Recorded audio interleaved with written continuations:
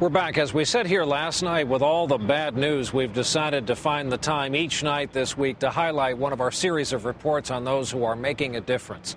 Tonight, a man who knows what it's like to have trouble getting around on the ground, so he helps others, like himself, experience the liberating thrill of taking flight. Here is NBC's Mike Taibbi.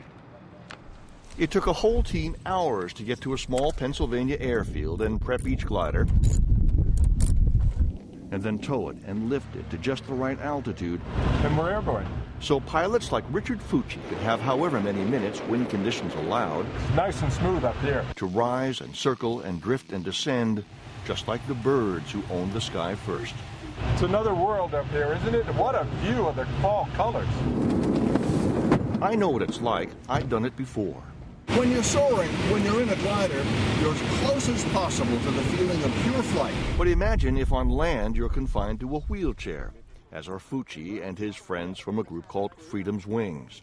On the ground, it may be impossible to get over a sidewalk curb. But the I can fly an airplane.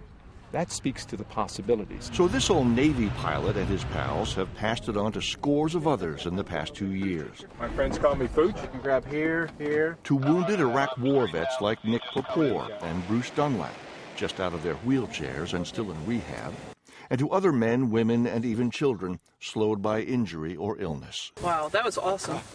You like it? Yeah, I've never done anything like that before. It's one more possibility in their rebuilt lives, and not just as a passenger, Fuchs tells Nick.